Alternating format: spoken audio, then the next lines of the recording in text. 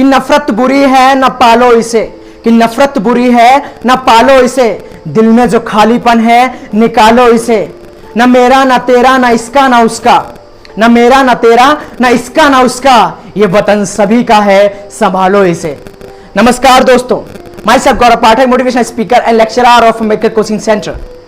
दोस्तों, अगर हम बात करें साल 2020 की, तो ये साल दुनिया के तमाम बड़े देशों के लिए बहुत ही बुरा साल साबित हुआ है।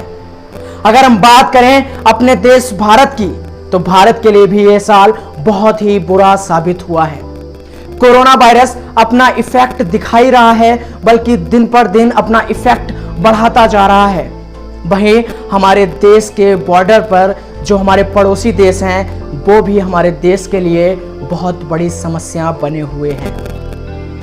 15 और 16 जून की रात की अगर बात करें, तो उस रात हमारे देश के 20 जवान शहीद हो गए, वो भी धोखे से शहीद किए गए। चाइना ने 15 और 16 जून की रात को LAC पर घाटी पे हमारे 20 जवानों को मार दिया, उनको शहीद कर दिया, और 78 जवान अभी भी घायल हैं, जो अस्पताल में एडमिट हैं, जो हॉस्पिटल में एडमिट हैं, उनका इलाज चल रहा है।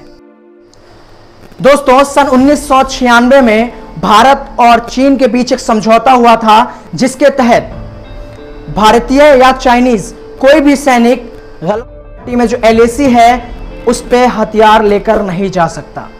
लेकिन 15 और 16 जून की रात को चाइनीज ने इस समझौते का उल्लंघन किया और एक नुकीलेदार हथियार को लाकर हमारे 20 जवानों को मार दिया।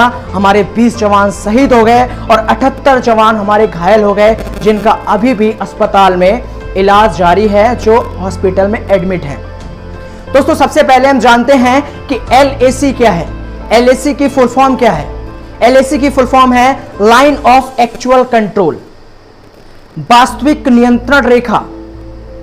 जब सन 1962 में भारत और चीन के बीच युद्ध हुआ था, तब भारत और चीन के सैनिक जहां पर उपस्थित थे, जहां पर उनके बीच युद्ध हुआ था, वहां पे उस लाइन को LAC नाम दे दिया गया। उस नाम को LAC नाम इसलिए दे दिया गया कि वहीं से भारत और चीन की सीमा डिवाइड हो गई। जो लाइन है उसके उधर चीन और लाइन के इधर भारत हो गया, इसीलिए उसका नाम LAC है, लाइन ऑफ एक्चुअल कंट्रोल, जो कि गलवान घाटी में उपस्थित है।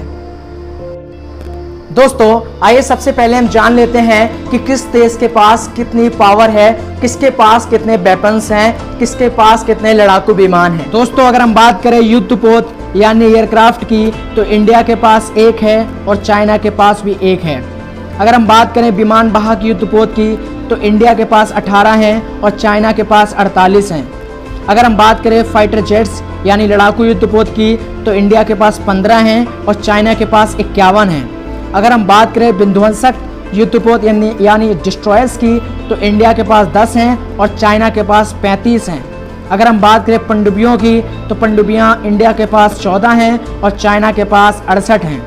अगर हम बात करें पेट्रोल क्राफ्ट की, तो इंडिया के पास 135 पेट्रोल क्राफ्ट हैं और चाइना के पास 220 पेट्रोल क्राफ्ट हैं। समुद्री बेड़े की बात करें, तो समुद्री बेड़े इंडिया के पास 295 हैं और चाइना के पास 714 समुद्री बेड़े हैं। दोस्तों, इन आंकड़ों के हिसाब से चाइना का पल्ला थोड़ा सा भारी दिखाई जरूर दे रहा है, लेकिन चाइना को एक बात ध्यान रखनी होगी कि चाइना प्रत्येक वर्ष हमारे देश को 75 अरब डॉलर का सामान बेचता है, 75 अरब डॉलर का सामान एक्सपोर्ट करता है, हमारे देश को बेचता है, निर्यात करता है।